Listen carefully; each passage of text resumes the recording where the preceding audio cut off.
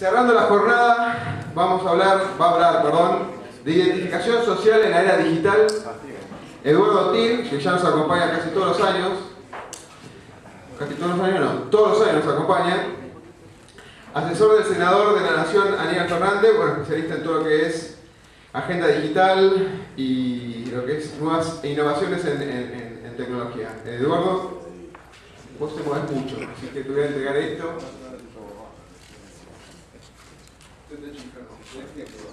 Tranquilo.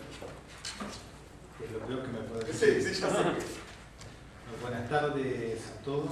Muchas gracias por la invitación nuevamente de participar en estas jornadas. Les pido disculpas si por ahí se escucha bajo, pero estoy con una afección de garganta que no puedo forzar la voz. Si toso o me interrumpo, les pido disculpas. Pero la verdad que no quería dejar pasar la posibilidad de compartir con ustedes, como decía Oscar, como en todos estos años, este evento que me parece que es lo suficientemente importante como para participar y estar permanentemente forjando y proponiendo la concientización y algunas acciones que se llevan tanto desde el mundo de lo público como del mundo de lo privado. Hoy ha habido exposiciones de todo tipo. Me sentí muy reflejado con la primera exposición de la mañana, que hablaba de la mentira, y tiene que ver justamente con cómo nos mentimos a nosotros mismos muchas veces y cómo nos encerramos en determinadas circunstancias buscando un área de confort donde las cosas parezcan más sencillas o más fáciles y en definitiva muchas veces terminamos mintiéndonos a nosotros mismos.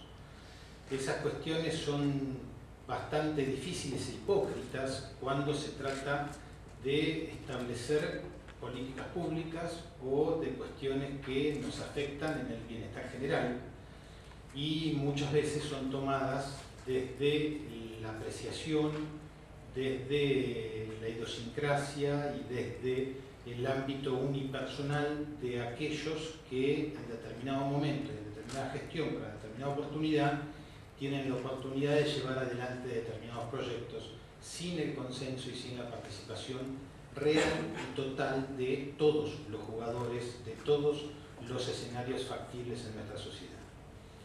Esta discusión se dio desde hace varios años, no solamente en nuestro país, sino en la región, y siempre que se habló de implementaciones de innovaciones tecnológicas, de la relación ciudadano-estado, de procesos de automatización y de sistematización, uno de los puntos más débiles siempre fue la identificación.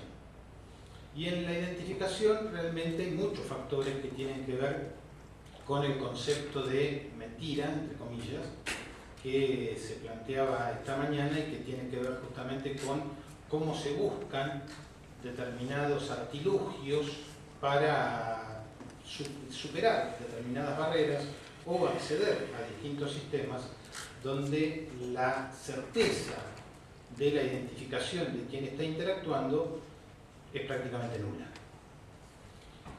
En el mundo virtual, obviamente, desde aquellos sistemas que permiten el acceso desde el anonimato o generando cuentas que no tienen nada que ver con el relacionamiento de verificación con datos reales, obviamente estamos hablando prácticamente de un mundo de fantasía y donde muchos se sienten protegidos, escudados detrás de esa ficción, de esa mentira de identidad.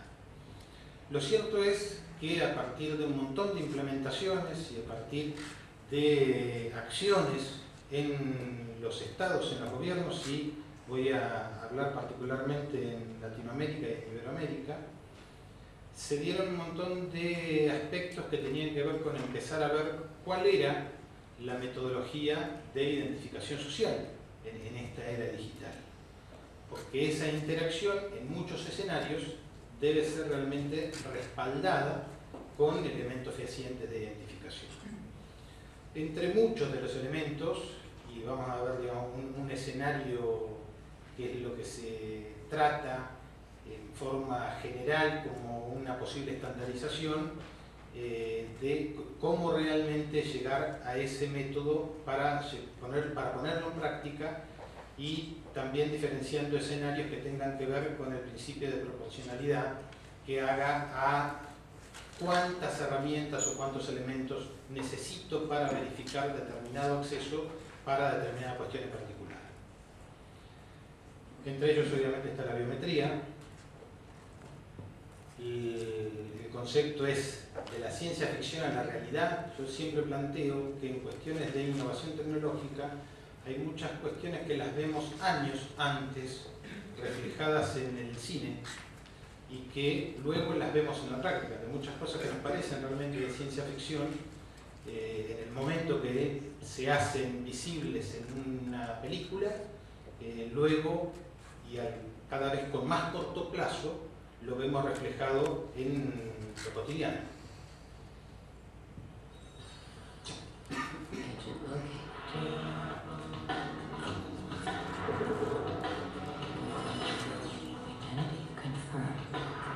Good morning, Mr. Hutton. The security looks incredible. Angels, bring it down. Only 2 directors at Red Star have access to the mainframe room. In order to get through the security system, they have to synchronize their entrance. A gelatin scanning plate takes exact fingerprints. A laser-accurate 009mm scans the retina.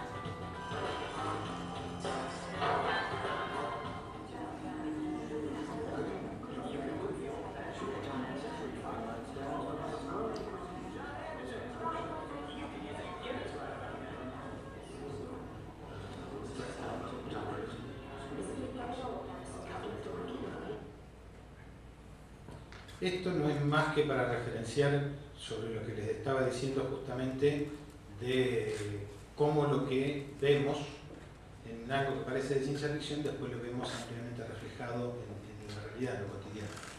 Ahora, lo cierto es también que muchos de estos elementos que vemos son técnicamente factibles y aplicables desde el aspecto técnico, pero no necesariamente cumplen con un principio de proporcionalidad que satisfaga las necesidades comerciales y las necesidades de seguridad que hagan a la balanza de costo-beneficio de implementarlas.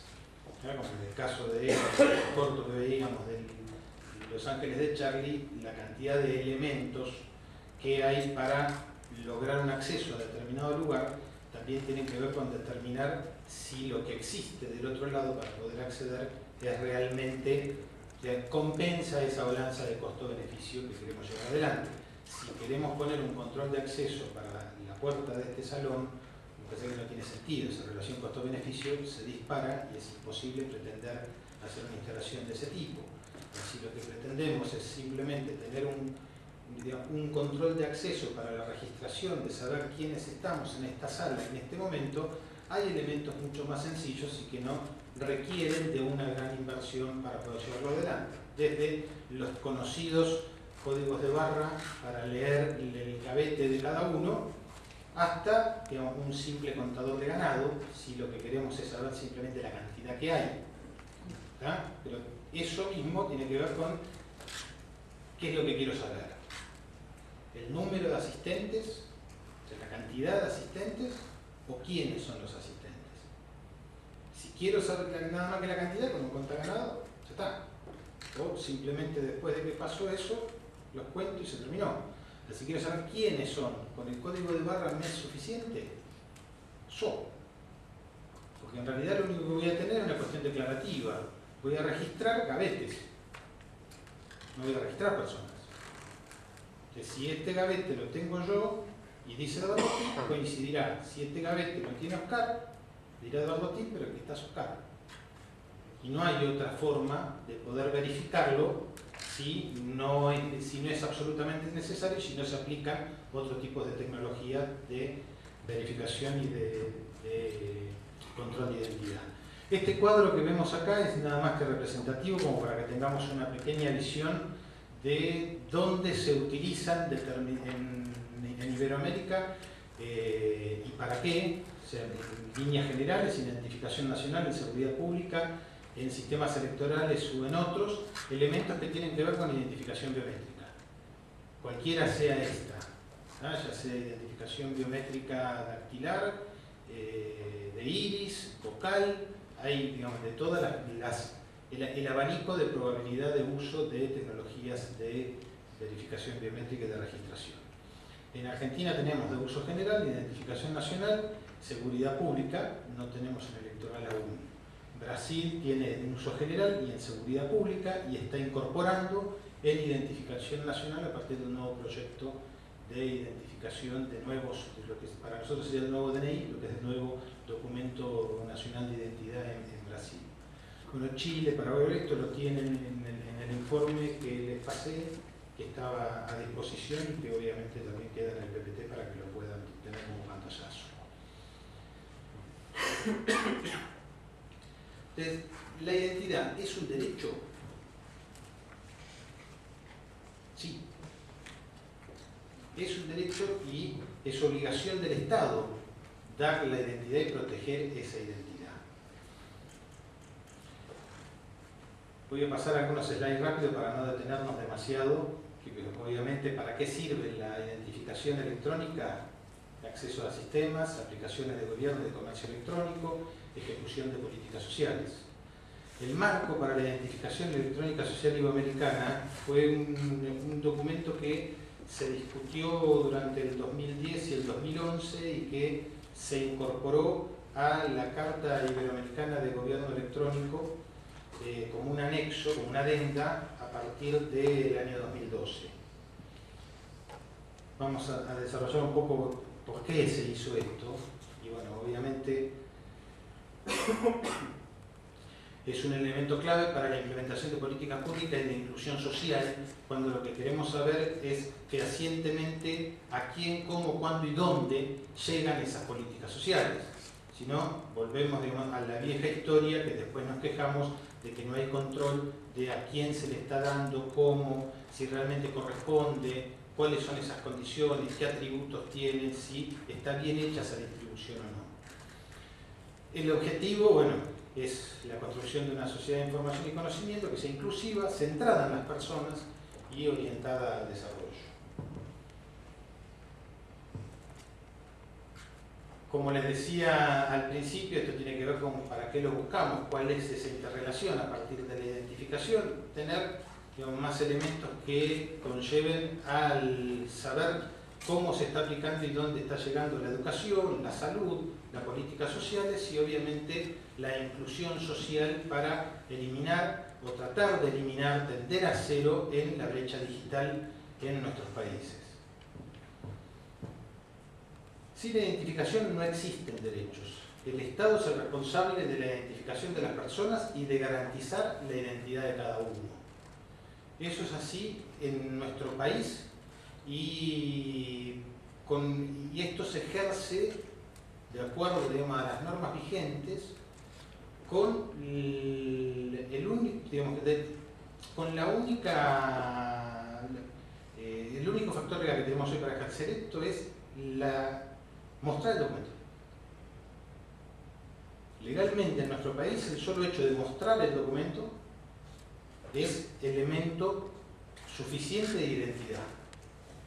Ahora, eso requiere supuestamente una situación presencial, ¿tá? Donde yo lo muestro el documento, pero a quien se lo estoy mostrando tiene por lo menos la herramienta de verificar, digamos, una cuestión entre la fotografía del documento y yo que lo estoy presentando y los datos que existen en el documento que se pueden hacer un breve chequeo, como hacer una consulta sobre cuál es tu fecha de nacimiento, algunos elementos que le pueden guiar a quien está interactuando si realmente yo soy el portador o no, no de una forma fehaciente, sino simplemente bajo esa condición.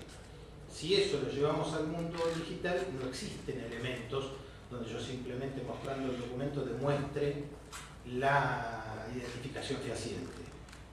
Si no, sería un elemento más que contundente mandarlo vía fax o un attach en un mail de un documento y con eso significaría que yo soy quien digo ser simplemente porque lo mostré. Entonces no puedo llevar esa misma situación que se da en forma presencial y que estipula la ley, que solo mostrando el DNI, acredito identidad, en los medios digitales de la misma manera.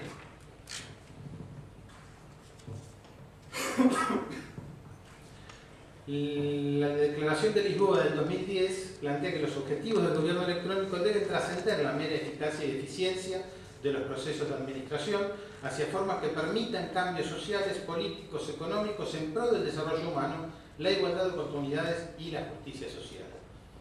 Esto lo van a ver en la mayoría de los documentos desde que se empieza a discutir, digamos, las agendas digitales de los países, la interacción a partir de medios digitales, como un gran título, pero que ciertamente poco se ha avanzado para que esto sea una realidad desde que empezó la discusión. Esa misma declaración dice, bueno, lograr un modelo de administración más abierto, transparente, colaborativo, que permita responder eficazmente a los desafíos económicos, sociales, culturales. La declaración contempla el uso de las TIC para transformar la administración, y en este sentido los países signatarios consideran que las políticas de administración electrónica y simplificación administrativa deben contribuir de manera articulada al desarrollo de servicios públicos con mayor calidad. Esto, y es mi opinión personal, es una gran declaración, pero que llevarla a la práctica todavía parece prácticamente imposible. Por una cuestión, si se quiere, de idiosincrasia, pero que tiene que ver con que para poder lograr lo que enuncia esto, hace falta inversión. Hace falta inversión, hace falta políticas claras, hace falta tener la decisión política de ejercer determinadas cuestiones que lleven justamente a todo lo que aquí está anunciado.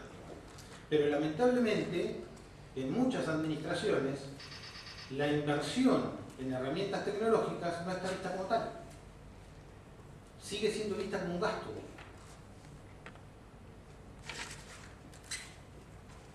Al ser vista como un gasto, siempre hay que ponderar en la balanza de costo-beneficio para poder lograr desde las áreas técnicas o de las áreas de innovación la aprobación para llevarlo adelante. Si yo estoy proponiendo gastar tanto, ¿cuál es el rédito que voy a dar a partir de este gasto? Y también es un problema de los que desde las áreas técnicas impulsamos innovaciones en determinadas implementaciones, porque también lo planteamos como un gasto, porque entendemos que esta es la manera de hacerlo. ¿Qué voy a tener a cambio que lo pueda mostrar económicamente? Si no, voy a tener realmente ese concepto, esa apreciación del gasto y no de la inversión. Porque es muy difícil cuantificar o vender a gestiones de gobierno que tienen, digamos, una duración de 4 años, que invertir para lograr estos objetivos es una acción de hoy que realmente se va a ver en la práctica y que va a influenciar la relación ciudadano-Estado dentro de 5 a 10 años. Entonces se hace muy difícil encontrar ese equilibrio y desde mi punto de vista esto tiene que ver con la falta de un pacto social en serio de cuáles son los objetivos que queremos lograr y para qué implementar estas cuestiones.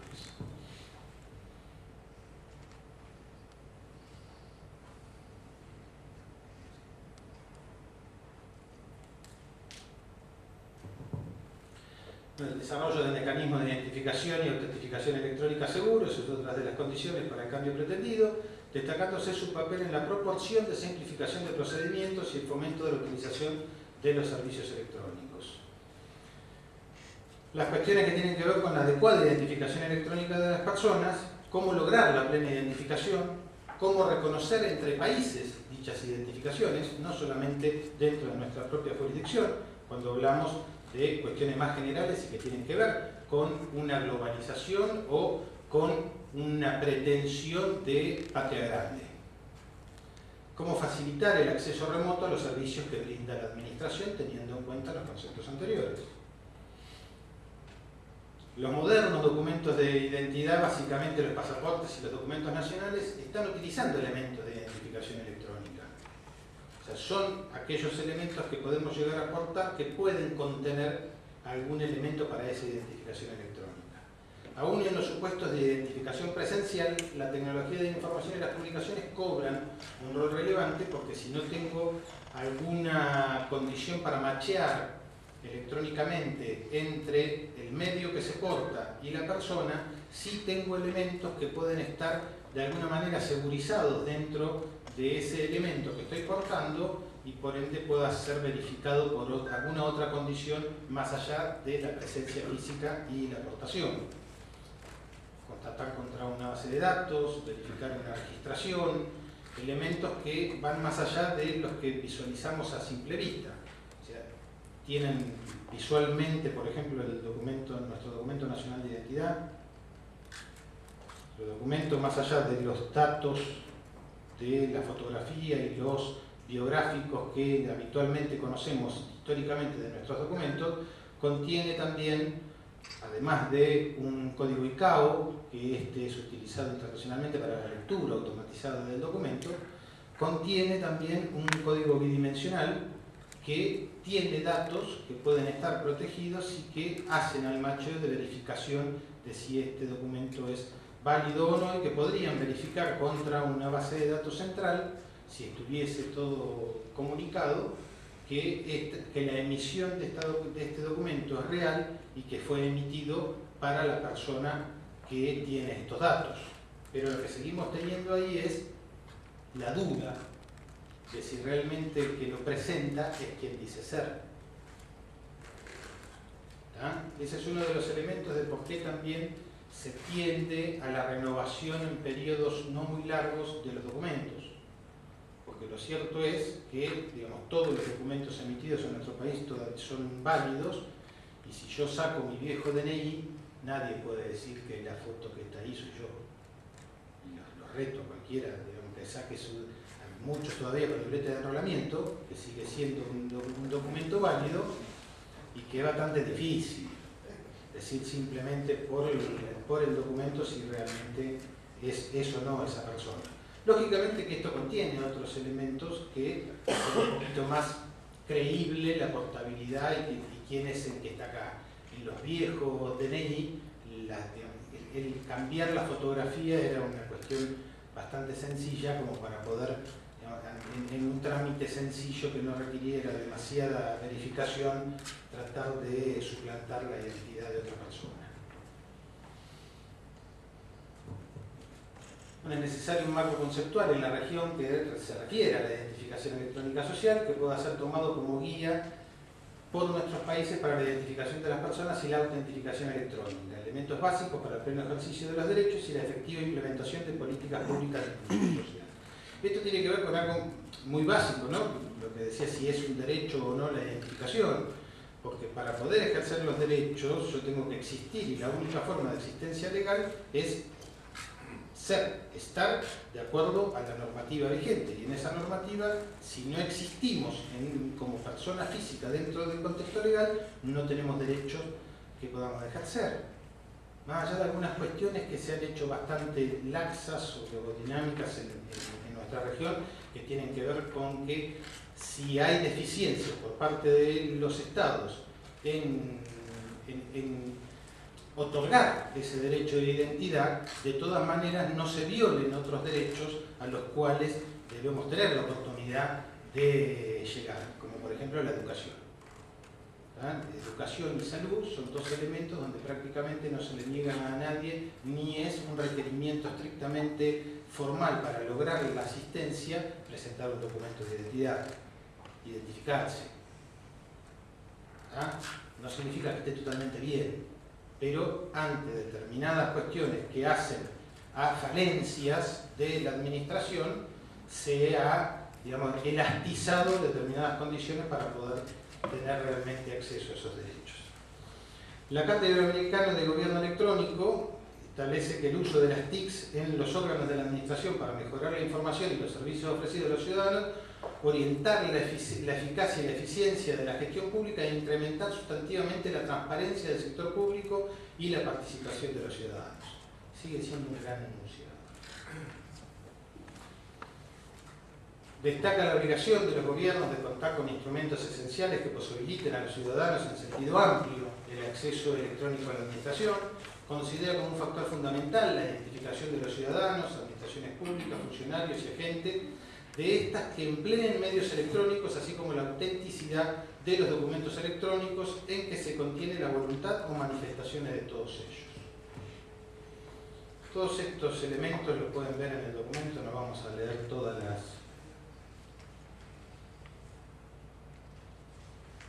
¿Con qué objetivos? Brindar el marco conceptual, que hablábamos primero, y promover el uso de documentos electrónicos de identificación en los países de la región, incluyendo pasaportes electrónicos y documentos nacionales. Proveer recomendaciones técnicas a las administraciones públicas para los procesos de autentificación electrónica, conformar un marco genérico de principios rectores, políticas y procedimientos de gestión que sienten las bases para llevarlo adelante, servir como orientación para el diseño, regulación, implementación, desarrollo, mejora, consolidación de modelos, con la finalidad de promover la participación ciudadana en la gestión pública mediante la implementación de servicios electrónicos de calidad y de pautas para la interacción entre los habitantes y las administraciones públicas por medios electrónicos, propender al reconocimiento del derecho a relacionarse electrónicamente con la administración propugnado en la Carta Iberoamericana del Gobierno Electrónico. Esto ya era un anuncio que se había dado de hecho muchos años atrás de que esto se debía establecer como un derecho.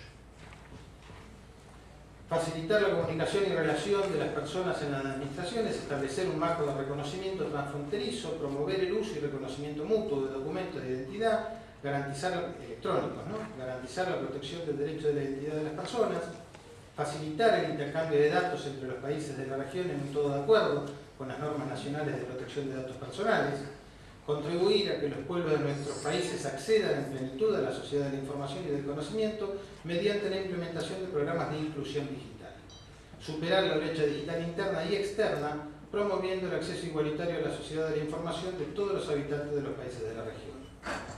El concepto de identificación se entiende por identificación electrónica social al procedimiento que, mediante elementos externos, permite asignar una identidad con determinados atributos a una persona concreta, es decir, la comprobación de los datos que acreditan que un individuo es efectivamente la persona que dice ser sujeto de derecho con determinados atributos.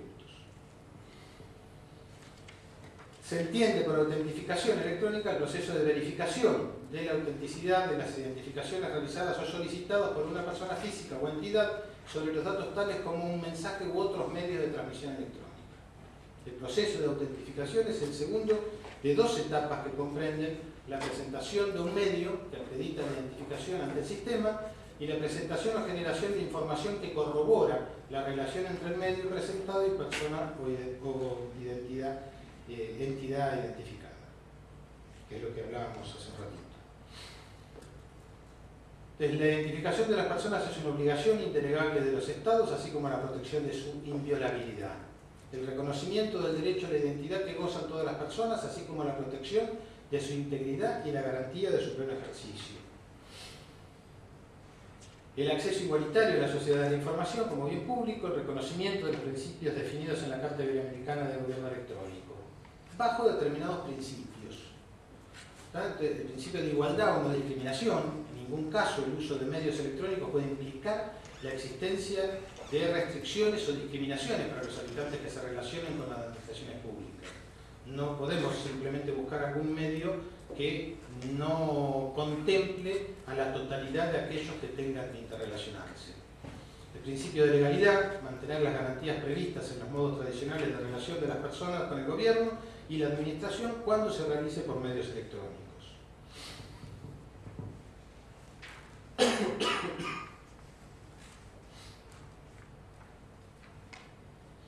El principio de conservación garantiza que las comunicaciones y documentos electrónicos se conserven accesibles para su posterior consulta en las similares condiciones que por los medios tradicionales. El principio de transparencia y accesibilidad garantiza que la información de las administraciones públicas y el conocimiento de los servicios por medios electrónicos se haga en un lenguaje comprensible según el perfil del destinatario.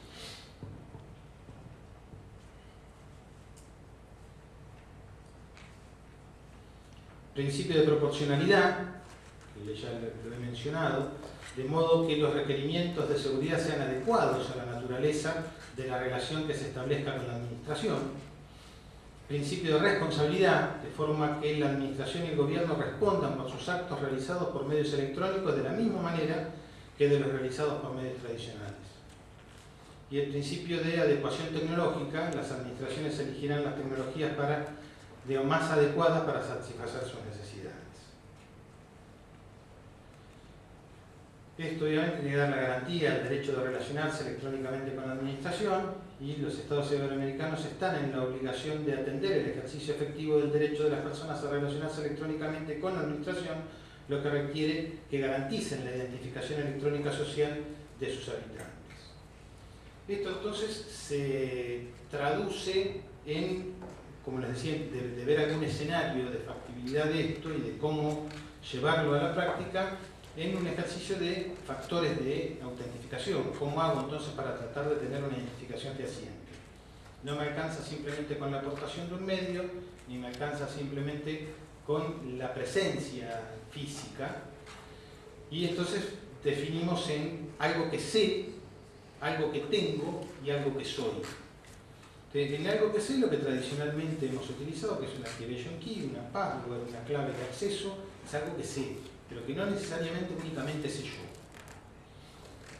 Algo que tengo, un certificado de firma digital, un token, un documento con un elemento de lectura electrónica, y algo que soy.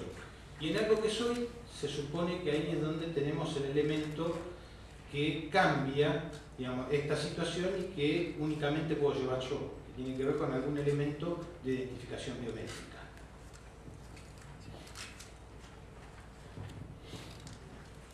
Bueno, los factores basados en conocimiento y en posesión requieren que la persona que se va a autentificar ante un sistema, recuerdo, lleve consigo un dispositivo, los elementos que hablábamos recién, que no hacen, digamos, que los dos primeros sean únicamente suficientes para una identificación fehaciente. Acá hago un repaso de por qué la necesidad de establecer digamos, condiciones recíprocas para, digamos, no solamente los documentos existentes, sino todo lo que vaya a ser electrónico. Acá tiene mucho que ver también hacia dónde queremos ir con un escenario, por ejemplo, de comercio electrónico. O sea, se ha hablado mucho y se ha propuesto mucho en habilitar y comenzar a dar elementos claros de interrelación en comercio electrónico a partir de interrelacionarse por medios electrónicos. Entonces, la firma digital es uno de los elementos que se han propuesto como un certificado válido para proceder a llevar adelante comercio electrónico o interrelaciones de comercio entre empresas, estatutos, contratos. Algunas cuestiones se han implementado, pero sigue siendo un elemento donde no está claro, y siempre yendo, digamos, bajo el principio de proporcionalidad, ¿no? Depende del escenario donde se vaya a aplicar, pero en muchos escenarios no está claro si ese certificado de firma digital realmente está siendo utilizado por la persona para la cual fue emitido, porque sigue siendo un medio más. Y no tenemos realmente una conciencia, así como no hay conciencia del uso responsable en la web, ni de los medios sociales, ni de nuestra identidad, ni de nuestros datos y demás. Tampoco está esa concientización de que el certificado digital realmente tiene un peso de valor legal exactamente igual y proporcional, por lo menos en nuestro país, bajo la ley de firma digital, que la firma holográfica. No existe esa concientización. Y lo vemos en un montón de escenarios. En la administración pública todavía, lamentablemente, hay funcionarios que donde hablas de firma digital te contestan cosas tan absurdas como: y a mí no me gusta que me escaneen la firma. Todavía existe esa respuesta. Es lamentable, pero todavía existe. ¿De quién es la culpa? ¿De que son de una generación que no nació con los medios digitales? de que no hay concientización en el uso, de que no los impulsamos o no son forzados a migrar a la era digital. Es un tema de idiosincrasia, de costumbre, de transformación sociocultural, que no se cambia ni por el establecimiento de una norma, ni por un proceso, ni un procedimiento. Se cambia a partir justamente de lo que significa un cambio sociocultural y todo lo que eso implica. Y no hay cambios socioculturales que logren una transformación de esta naturaleza ni en 1 año, ni en 2 años, ni en 5 años. Tiene que ver con todos los factores, no con uno en particular, sino con todos los que mencionaron y con todos los que se mencionaron durante el día de hoy. Entonces hay muchas trabas también para poder seguir adelante con eso. No desde lo técnico, insisto. O sea, por ejemplo, en lo que fue los inicios del trabajo en Mercosur, se tuvo muy en cuenta lo que significaba el uso de la firma digital y los objetivos que se pretendían de su utilización, y se armó en Mercosur lo que se denominó el subgrupo 13, que tenía que ver con buscar la simetría entre Uruguay, Argentina, Paraguay y Brasil en el uso y la aplicación de firma digital. Nosotros prontamente salimos a formular el marco legal. Se hizo la ley, somos uno de los países que está tomado como ejemplo desde el punto de vista normativo de firma digital. Ahora, dejemos de lado ese escenario desde un punto de vista normativo y analicémoslo desde el punto de vista práctico, y es una de las leyes de, digamos, con más trabas de posible realización que puede haber de uso de certificados digitales, de firma digital.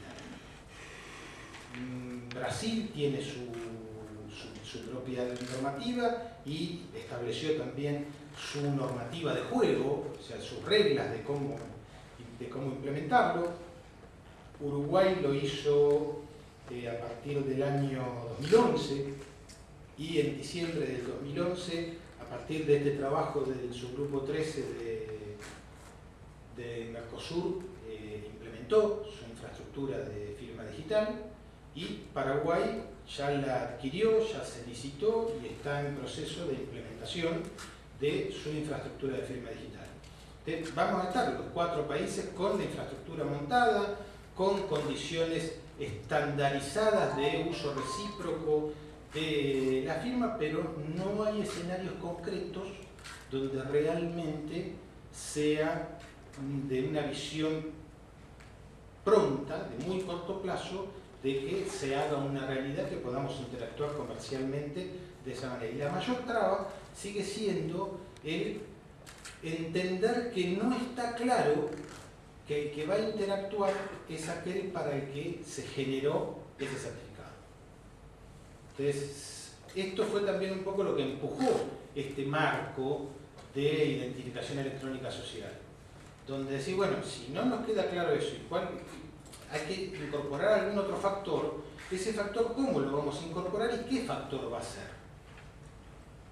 E insisto que siempre, para mí entender, uno de los principios fundamentales para la aplicación de esto tiene que ver con la proporcionalidad, porque también somos muy extremistas, y cuando nos vamos a los extremos es donde después las cosas no son aplicables. Porque decir, bueno, ¿cuál es la reina de los elementos de identificación biométrica que se podría aplicar para tener la certeza plena y absoluta de identificación fehaciente? ¿Cuál es? ¿El ADN? El ADN. Principio de proporcionalidad. ¿A dónde voy a aplicar el ADN para verificar? ¿A dónde? Con lo que eso significa y con todos los factores que tiene arrastrados atrás, porque hay discusiones que tienen que ver con protección de datos personales, de qué cadena, hasta dónde puedo utilizarlo o no utilizarlo, si realmente vale la pena o no, cuestiones prácticas que demuestran la imposibilidad de llevarlo en concreto. En el año 2001-2002 se creó el banco de ADN para agresores sexuales. ¿Alguien se acuerda de eso? ¿Sí? Belis. Si lo googlean, lo van a encontrar. Existe, está el marco, existe el lugar. ¿Funciona? ¿Se aplica? ¿Tiene alguna utilidad? No, pero el marco lo tenemos. ¿Por qué? Porque en ese momento también se fue al extremo de, bueno, se terminó la joda. ¿Cuál es el mejor elemento para identificar fehacientemente a un individuo? Y un individuo tan repulsivo como la sociedad considera que debe ser un agresor sexual, hagamos un banco de ADN. Desde la teoría, desde el escritorio, desde el libro, fantástico. La práctica, nula. Así como les doy en un extremo, tenemos un montón de normas que no se han aplicado por su imposibilidad física de llevarla adelante. ¿Alguien se acuerda de Bloomberg? ¿Quién es? Ahora digo, un ingeniero no. Un ingeniero que no es ingeniero. No es eso. En realidad, ¿de dónde sale? Del asesinato del hijo, el reclamo de derechos de determinadas condiciones que hicieron a que toda la sociedad salgamos a respaldar la necesidad de un cambio profundo, elemental, normativo. Inclusive esta se lo llamó una ley Bloomberg. La ley Bloomberg quedó, digamos, en el contexto del léxico popular, quedó como la ley Bloomberg. ¿Alguien se acuerda cuáles son los 8 elementos que contempla la ley Bloomberg? Uno era el tema de los celulares, la portabilidad, el registro de usuarios de telefonía celular, registro único de usuarios de telefonía celular. Que no ha generado también. Era 1. Hay 7 más. Hay varios que la justicia determinó que era inviable. Jurídicamente no era factible. Por eso lo marco como uno de los ejemplos de una ley que se promulgó, que la apoyó toda la sociedad, movilizaciones, pero de, no sé, centenares de miles de personas hacia el Congreso, se promulgó la ley, se festejó la promulgación de la ley, cada uno a su casa, taza a taza. ¿Pasaron cuántos años? Ya ni nos acordamos cuántos años pasaron. Ir a los extremos es muy complicado, por eso yo, digamos, hago mucho hincapié en el factor de proporcionalidad en todos los elementos y en todos los escenarios en los que se vayan a aplicar la identificación electrónica. Ahora, lo cierto es que si no es el año que viene, será dentro de 3 años o será dentro de 5 años, pero vamos a vernos forzados a utilizar mecanismos que para determinados escenarios nos obliguen a utilizar estos 3 elementos. Algo que sé, algo que tengo y algo que soy. Porque son, por lo menos hasta ahora, los únicos 3 elementos en que se ha puesto de acuerdo los países de Iberoamérica que serían los aplicables para poder identificar plenamente a un individuo y entonces aplicarlo dentro de lo que son los procesos que hacen a la interrelación. Ya insisto, sobre el comercio electrónico, sobre la interrelación ciudadano-estado, sobre la educación, sobre la salud, sobre los programas sociales, sobre todo tipo de elementos que genere esta interacción. Así como nos parecía de ciencia ficción ver algunas cuestiones que hacían a la aplicación biométrica, bueno, esto, aunque hoy todavía parezcan simples anuncios, en algún momento se van a ver forzados a llevarse adelante. Y no simplemente por una cuestión de impronta interna o por una cuestión de una gestión en particular o de algún técnico avesado que quiere imponer su criterio, sino por una cuestión real de utilización que se requiere en la región. ¿Existen elementos en nuestro país que conlleven a la factibilidad de hacerlo algún día? Obviamente que para todo esto son demasiadas cosas a tener en cuenta. ¿Está? Todos renegamos porque hablamos del uso masivo de las redes sociales. Pero ¿cuántos puteamos porque es lento el acceso, porque no me puedo comunicar, porque tengo timeout en las transacciones con los home banking, porque en el momento que quiero conectarme no es, digamos, en la velocidad y en las condiciones que realmente requiero y necesito para ese momento en particular. Hablar por teléfono, no vayamos a las redes sociales, hablar por teléfono. ¿Quién hoy de ustedes puede mantener una conversación de 5 minutos en un solo llamado? ¿Alguien puede? Yo no lo conozco. No lo conozco, es imposible. Es mucho más fácil manejarse por mail o por mensaje de texto que en una conversación, y mucho menos si estás en movimiento. Yo vivo en La Plata. Perdí cualquier tipo de esperanza de poder hablar por teléfono en el trayecto por la autopista. Lo tengo perdido. Ya sé que entre el kilómetro tal y el kilómetro tal tengo 1 minuto para poder hablar por teléfono. Si es que necesito hablar por teléfono irremediablemente. Porque también como tenemos esa necesidad y esa sensación de hiperconexión y que no podemos estar desconectados, parecería que uno está perdiendo el tiempo manejando en la autopista y no aprovechando ese tiempo muerto para comunicarse con alguien. ¿Intentás hablar en la autopista? No se puede. No se puede si usas las manos. No se debe. No se puede si usas las manos. Hay elementos que sí te lo permiten. Y no necesariamente que vayas manejando vos. O sea, que vaya manejando otro e intenta hacerlo. Habla de esos elementos que necesitamos realmente para plantear los escenarios de este tipo. Que obviamente tienen que ver con achicar la brecha digital, con la accesibilidad en forma uniforme de toda la sociedad a los medios digitales, a tener redes que realmente hagan factible la utilización de estos medios para la utilización de los servicios que se pretenden, a la concientización, a entender el uso de las herramientas, y para eso se han hecho un montón de acciones. Y en la región se han hecho muchas acciones. Yo acá punteé nada más que las de nuestro país, porque son las que están en nuestro país. Pero que tiene que ver con poder dar justamente esta infraestructura y este soporte que le den sustentabilidad a pensar que estos escenarios son factibles de llevar adelante. Y obviamente tienen que ver con el nuevo DNI y el nuevo pasaporte, que siguen evolucionando.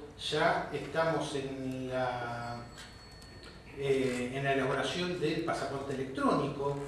Ya se está viendo si existe o no la necesidad de incorporar algún otro medio al DNI, ya sea un chip de contacto o no, pero algún elemento electrónico más allá de ese código bidimensional que hablábamos hoy.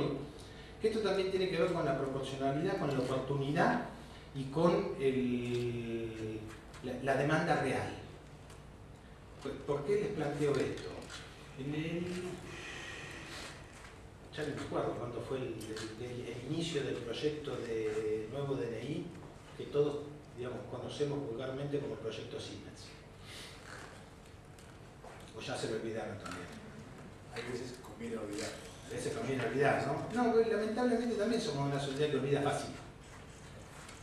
Pero también hace a la factibilidad de llevar adelante determinados procesos y determinados proyectos. Porque el fracaso, más allá del debate de por qué, del proyecto Siemens, de los DNI, que, bueno, que corrupción, esto, aquello, lo otro, que hizo, digamos, que se volteara el proyecto, hizo que prácticamente sea vedado hablar de la necesidad de contar con un nuevo documento nacional de identidad por casi 10 años en nuestro país. Y es una locura, porque estuvo mal el procedimiento, pero la realidad del objetivo era cierta. Entonces seguíamos con ese documento de papel en las condiciones de falta de seguridad que sabemos que tenía, y sin embargo por algo totalmente distinto al objetivo real se convirtió en un tabú. Y así pasa con un montón de proyectos que fracasan y que entonces después no conviene hablar de eso, ya sea socialmente o políticamente, por la cuestión que sea que no convenga hablarlo, y entonces no se puede llevar adelante. Pero bueno, después por suerte se volvió a tomar cuál era ese objetivo, cómo hacerlo. Obviamente que entendiendo cuáles fueron los problemas que tuvo aquel proyecto, se cambió de horizonte, se terminó haciendo totalmente bajo la órbita pública, desde lo público y para lo público. Y uno de los elementos que más visibilidad o demanda real tenía que ver con la emisión del documento. Y acá estoy hablando en condiciones, va a haber más de uno que van a decir, yo conozco, o a mí me pasó, yo tuve más de un año esperando el documento, cuando me vino estaba mal, tuve que esperar 2 años más para que me lo vuelvan a hacer. O sea, estadísticamente son mucho más amplios, pero yo tomé lo que eran lo que marcaban los procedimientos que se debía llevar adelante para la confección de un documento. Entonces teníamos el plazo de entrega mínimo, el ideal, en 30 días en un trámite súper rápido. Y los plazos de entrega de máximo 60 días o, en muchos casos más, que era lo estándar en la generación del documento. Entonces, la realidad es que la implementación del nuevo documento, y es lo que la mayoría de la gente cuando le preguntas qué opina del nuevo documento responde, es que el trámite es mucho más ágil, que es mucho más sencillo y que lo tenés mucho más rápido. Uno son esos 3 factores. Alguien dice mucho más seguro. Alguien dice ahora con el solo cambio de la foto no me lo pueden adulterar, no pueden tomar mi identidad. ¿Alguien está preocupado por eso? Entonces, a eso me refiero también con entender la demanda. No significa que si no es una cuestión de demanda de la calle, no sea necesario hacerlo, porque como Estado tenés obligaciones que realmente cumplir y que protejan la identidad y que eviten que esos elementos realmente se hagan absolutamente necesarios o de inseguridad general por la falta de participación y por la falta de acción. Pero también tenés que entender cuáles son los elementos de la demanda real. Entonces, ¿por qué lo planteo esto? Porque también tiene que ver con lo que hablábamos, con el escenario que yo ponía de ejemplo con comercio electrónico. ¿Cuál es la demanda real del comercio electrónico? ¿Dónde está la demanda real? ¿Hay una demanda real? Porque la demanda real que se hace entre corporaciones o desde el mundo corporativo, de personas jurídicas y no de personas físicas, se establece con los mismos marcos de normativa que existieron siempre. El reconocimiento mutuo. Por el mero hecho del reconocimiento mutuo. Si yo con vos establezco que de ahora en más mi mail es til.eduardo@gmail.com y es el medio de comunicación fehaciente que voy a tener con vos, y vos estableces un mecanismo igual conmigo y aceptamos los dos que ese es el medio, punto. Ese es el medio.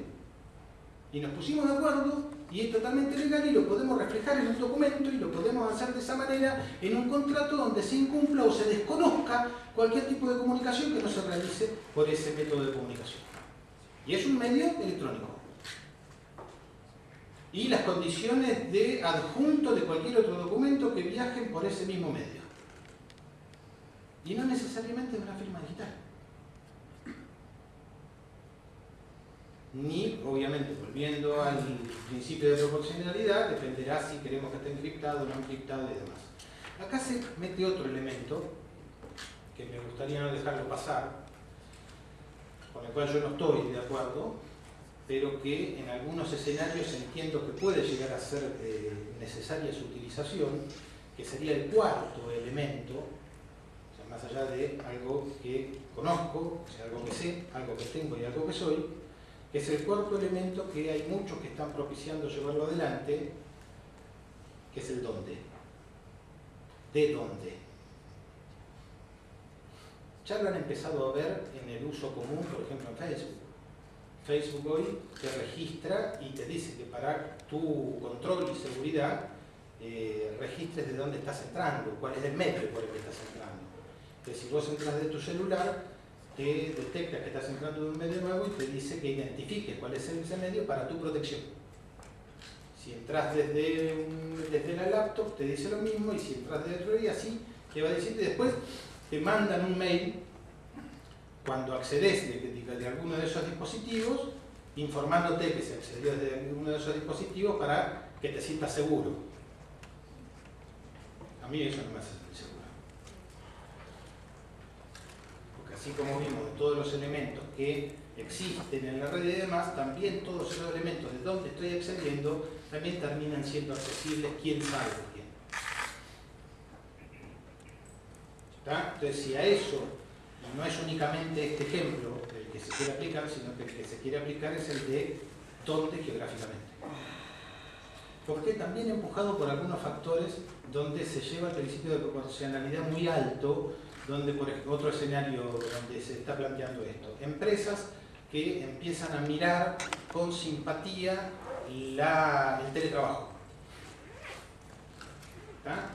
Entonces, había un concepto de seguridad muy arraigado desde las áreas técnicas de seguridad en esas empresas, que consideraban que la LAN, o sea, todo aquel que accediera desde los dispositivos adentro de la empresa, era seguro, y tenés determinados elementos que hacen que si quisieras acceder desde fuera de la LAN, no podés acceder a la misma información que si estás sentado en tu escritorio.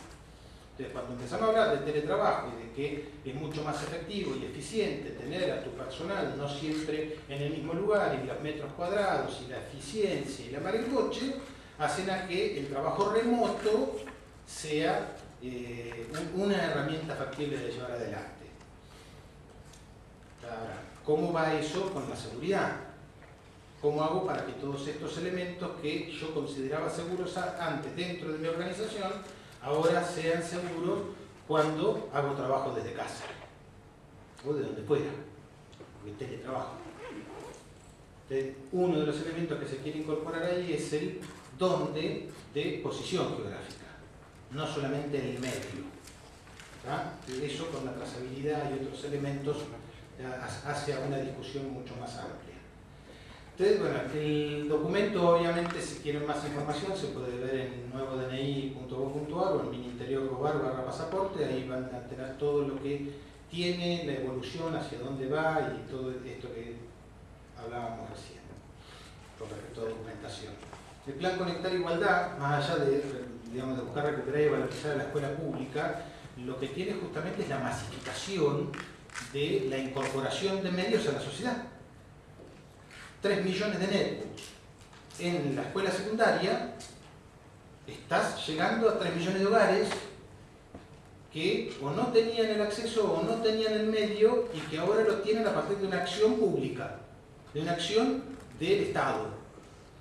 Con lo cual, el achicamiento de la brecha de acceso a los dispositivos empieza a tender a cero a partir de un mecanismo de esta naturaleza. Que no solo que apunta a lo secundario, pero se está haciendo lo mismo, pensando en cómo hacerlo con las universidades, y cada una de las provincias está haciendo en su jurisdicción lo propio con las escuelas primarias. Por lo cual estamos hablando de acá a 3 años, no de 3 millones de dispositivos en el sistema educativo, sino de más de 5 millones y medio de dispositivos en el sistema educativo que se trasladan a los hogares.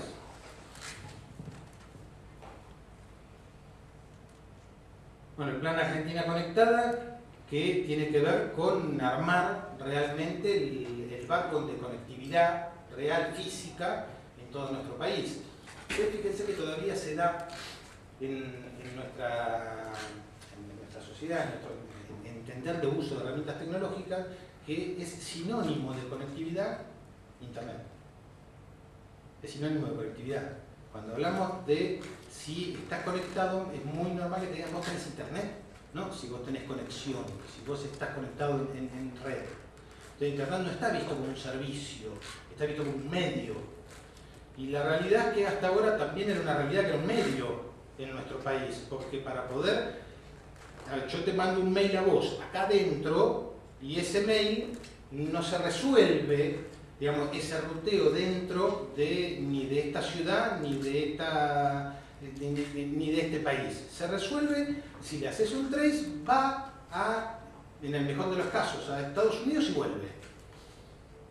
Donde también no se contemplan en determinadas condiciones de seguridad cuáles son los elementos de jurisdicción que hacen al acceso o no de medios digitales y de archivos que viajan en la red cuando llegan a determinadas jurisdicciones de determinados países. Ahí podemos entrar en un debate bastante psicótico, pero que es muy real. Entonces, lo que va a llevar este plan es que hablemos en serio de tener un backbone nacional y de que sea un servicio salir de nuestra propia jurisdicción, y donde también vamos a poder entablar distintas reglas de juego a la hora de dónde, cómo y por qué tengo los datos. En esta nueva ola de discusión de cloud computing, y que no me importa dónde están los servicios ni dónde están los datos, en realidad al Estado sí le interesa en muchos escenarios dónde están los datos, y esto nos va a dar herramientas más que suficientes y obviamente va a cambiar la realidad actual de conectividad, por lo cual renegamos hoy de si tenemos acceso o no tenemos acceso. A mí me causa mucha gracia cuando veo propagandas televisivas donde están anunciando hoy tenga 100 megas en su casa. El que logre tener 100 megas en su casa, publíquelo, hacemos un evento especial, lo pago yo, Oscar. Pero 100 megas en tu casa, hoy, Subida o bajada.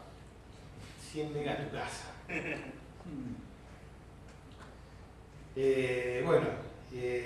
Para tener una idea de lo que significa, así como les decía, lo que significa desde la magnitud el Conectar Igualdad, lo que significa en magnitud la Argentina Conectada, tener una red de fibra óptica, desplegar una red de fibra óptica de 50.000 kilómetros. Estamos hablando, para tener un concepto así en una imagen rápida, que estamos hablando que es una extensión superior a la línea del Ecuador. Obviamente, donde se va a llegar a cada una de las localidades de nuestro país. Y otro elemento que no se está teniendo muy en cuenta tiene que ver con la televisión digital abierta. Para muchos, lamentablemente, en el café, en la charla de café, la televisión digital abierta está casi como, es lo mismo que hablar de fútbol para todos. Casi. Es como decir, no, es un servicio del gobierno que o lo hizo para competir contra medios hegemónicos de difusión o todos los elementos que quieran, pero nadie mira la utilidad real ni tratar de ver objetivamente lo que significa tener una red digital de televisión que abarque el 99.8% del territorio. No solamente el acceso a los hogares, porque después vos decidirás si querés ver televisión por ahí o no, porque tampoco nadie te obliga. Pero es otro medio y que tiene que ver también con algo que se dejó de discutir y que siempre se patea la pelota para más adelante, que tiene que ver con el apagón analógico. Entonces, tener hoy esta herramienta que asociado a Argentina Conectada nos va a permitir un canal de retorno donde la televisión deje de ser la caja boba de recepción y nos permita también tenerlo como un medio de acceso, porque vas a poder conectar un teclado al set-top box de televisión digital y utilizarlo realmente como un medio, te garantiza la accesibilidad a la totalidad de los hogares. Más allá si quieren ver estadísticas, la estadística, por ejemplo, de uso de telefonía celular en nuestro país da más que la cápita, ¿no? Tenemos más celulares que gente, que no es real. Sabemos que eso está, digamos, medido por cantidad de servicios vendidos, pero no por a dónde llega el servicio realmente. Pero sí la estadística que no tiene discusión es que en cada hogar hay al menos un televisor. Con lo cual pensar en la tendencia cero de la brecha digital es una realidad. Es una realidad. La realidad que nos falta discutir es los contenidos. ¿Cuáles son los contenidos? ¿Cuáles son los servicios? ¿Cómo se va a acceder? Y la identificación de cada uno de nosotros para determinados escenarios que nos permita todo este despliegue de tecnología. Y como les decía, bueno, el apagón digital, que el apagón analógico, que siempre se termina pateando la pelota. Yo no sé cuántos años hace que vengo escuchando y siempre escucho lo mismo. Aproximadamente dentro de 10 años. Pero todos los años escucho lo mismo, con lo cual la vara se corre, y se corre, y se corre, y se corre. Ahora estaba viendo, estaba uno de los países que tenía, por lo menos en un distrito, ya puesto fecha del apagón analógico, era el DF en México, que hacía el apagón ahora. Ya hoy salió publicado que no tienen en claro si realmente se hacen el apagón analógico, qué servicios matan, así que patearon la pelota un poquito más para adelante.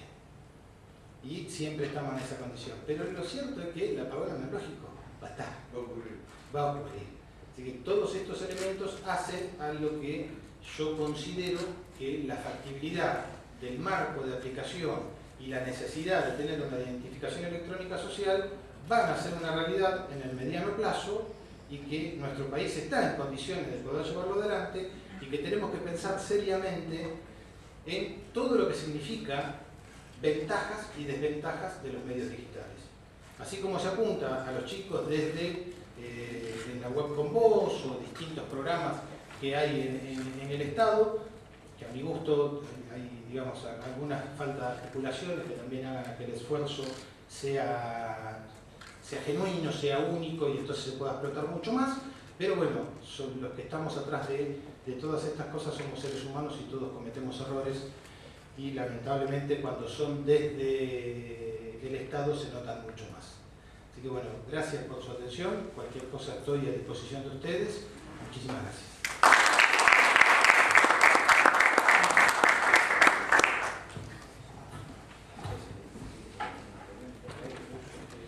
¿Tienen alguna pregunta?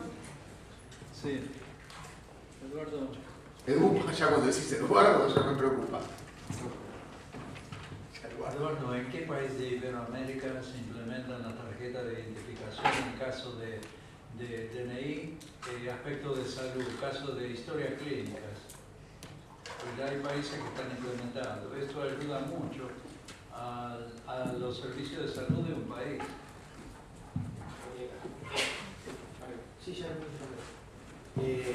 mirá, con el tema de salud hay una gran discusión todavía que tiene que ver con la falta de implementación real y adopción por parte de los médicos digamos, y normativa clara que realmente haga a la historia clínica digital. ¿Tá? Esto tiene que ver también con el acceso, porque si bien técnicamente es totalmente factible hacer una historia clínica digital, es totalmente factible y con la tecnología actual cada vez más. A ver, recuerden hace unos años atrás, por ejemplo, uno de los primeros pruritos que ponía el universo de la medicina en cuanto a la historia clínica digital era que no iban a poder acceder a todos los contenidos de una historia clínica en la calidad que requieren los médicos para diagnóstico o para tomar determinaciones en un aspecto de salud.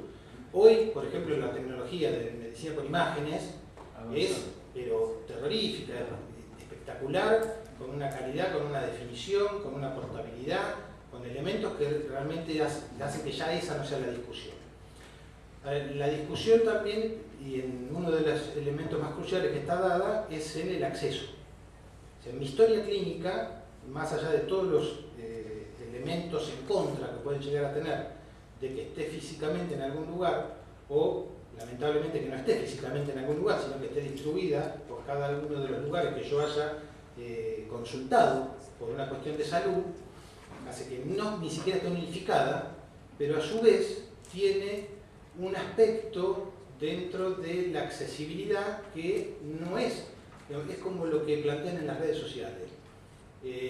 Una vez que está puesto digitalmente y si no está bien claro cómo es el acceso, ¿quién tiene acceso a saber si yo padezco alguna enfermedad o tengo propensión por una cuestión genética o de historial familiar a una enfermedad y que eso atente o sea utilizado por determinados sujetos para tomar una consideración con respecto a mí, por ejemplo, en lo laboral? Entonces, como no está claro el acceso de que el que está accediendo a la historia clínica cumple con los principios, primero, de que yo le di el permiso para hacerlo, a no ser que yo esté inhabilitado por determinadas causas legales, o la identificación fehaciente del médico que entonces haga a la trazabilidad del acceso a mi historia clínica. Esa discusión es la que hace también dónde la aporto y cómo la aporto. Entonces, ¿para qué la voy a aportar? ¿Quién la va a acceder y cómo la va a acceder? ¿Me explico? Entonces, todavía está esa discusión. Técnicamente la historia clínica digital es totalmente factible.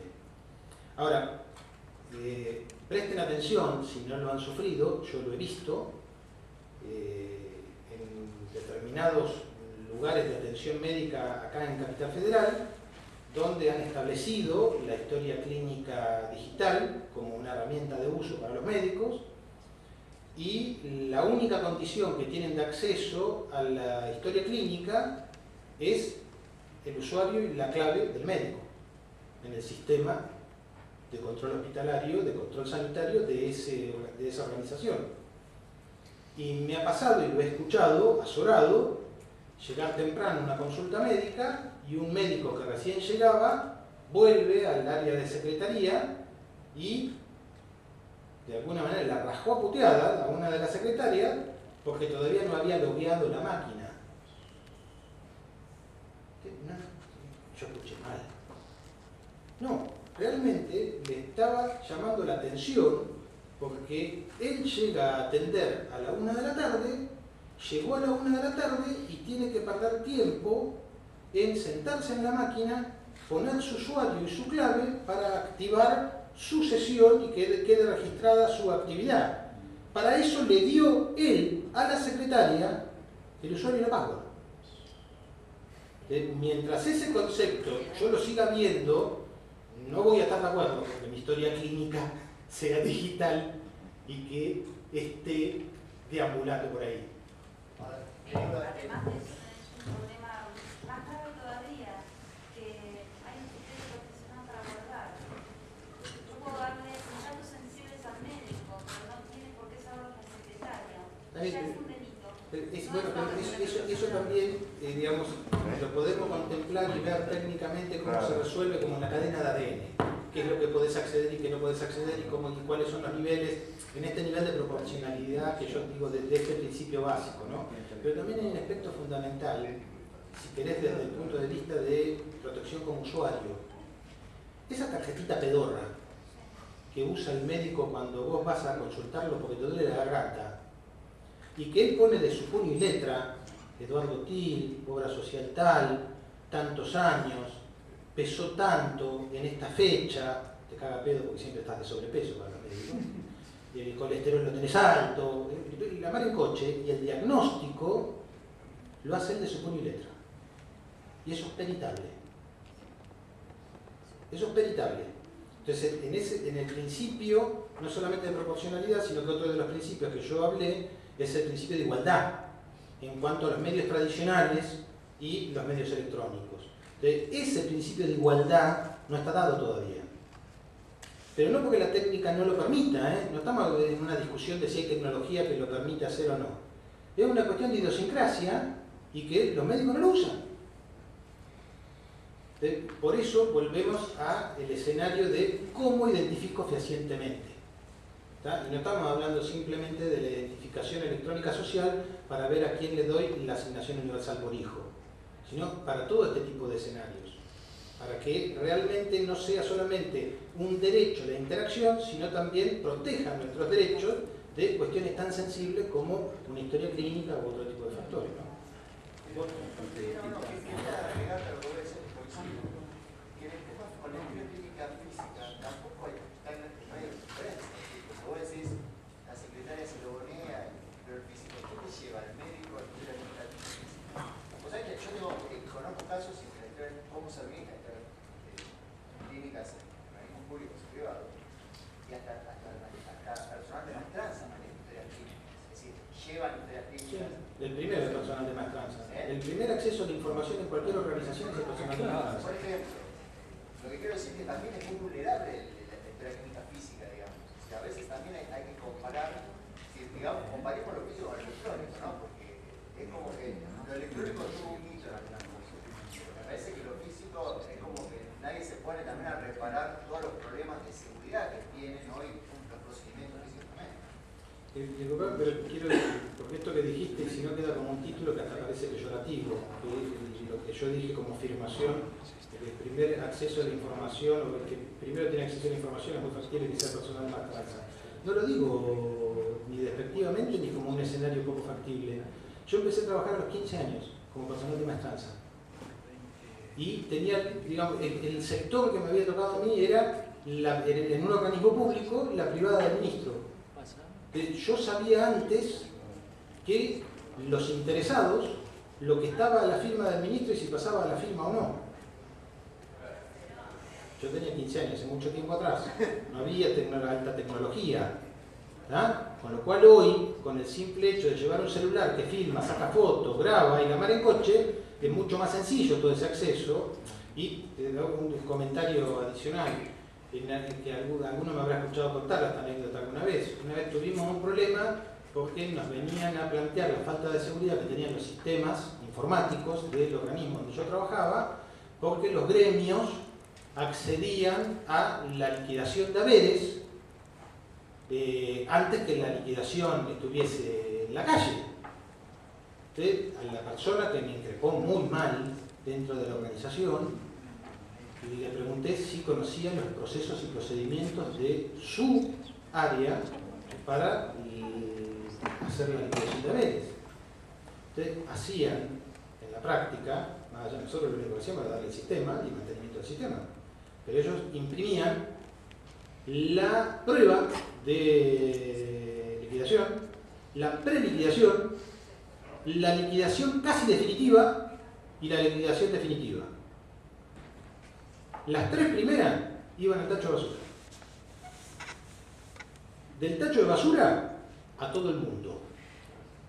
A todo el mundo que quisiera o que tuviese algún interés en lograr eso, ¿no es cierto? Eso llevó a que se implementara en esa organización un centro de trozado, porque se entendió que una de las fugas importantes de información era el papel en calidad de desecho, y entonces se estableció un centro de trozado. Se compraron 2 troces industriales y se hizo el centro de trozado. ¿Dónde? Al lado del centro fotocopiador. Basta decir que fue una medida absurda. Pero en ese contexto, y permitime, porque vos lo decías, ¿qué diferencia hay? Porque accede la secretaria de Historia Clínica, accede el personal de maestranza. Estás hablando de un universo bastante acotado. Cuando vos lo pones en red, cuando vos empezás a sociabilizarlo, cuando lo empezás a llevar, es como quién sabe que yo me voy de vacaciones. En el mundo físico lo saben todos 3 vecinos míos y algún familiar. Cuando yo soy tan boludo de poner en Facebook, me voy 15 días de vacaciones, lo sabe todo el mundo. Entonces, la accesibilidad tiene mucho que ver a la posibilidad de ese conocimiento. Nada es 100% seguro, nada. Pero controlar los escenarios te da determinadas condiciones de usabilidad mucho más proclives. Sí, más allá del cambio de idiosincrasia, que coincido con vos, que hay que implementar, de tomar conciencia de cuando uno se identifica digitalmente, la importancia que tiene de conservar ese medio seguro, la password o lo que tengo si fuera un token de firma digital. Y más allá que también sabemos que la ONTI está trabajando, tiene talleres de trabajo para la implementación de firma digital. ¿Vos qué horizonte de tiempo le ves hasta que esto salga fuera de la órbita gubernamental? Hoy firma digital está implementada por algunos organismos judiciales, en las provincias, a nivel nacional, pero para que esto se extienda fuera de la administración pública. Por ejemplo, trabajo en el Colegio de Escribanos, la firma digital sería de muy importante implementación para poder interactuar con algunos organismos de gobierno. ¿Cuándo crees vos que va a ser factible? Tocaste un tema que para mí pasa a ser uno de los grandes mitos en la historia de la firma digital en nuestro país. Escribanos. Escribanos no está de acuerdo con el uso de la firma digital en las condiciones de la ley de firma digital argentina. Escribanos está implementando la firma digital, Sí, tomó firma digital de la firma. firma. Las condiciones, sí, toma firma digital de la firma y para determinados procedimientos. El tema es que los escribanos lo que siguen manifestando es que no quieren llevar a los medios electrónicos la certificación absoluta, porque ellos no certifican absolutamente, pero lo que certifican es una cuestión del determinado escenario. Entonces, hay muchos que no están de acuerdo. Para algunos procedimientos, sí. O sea, ¿cuál es realmente la masificación del uso de la firma? Que sea una necesidad real, que sea una demanda real.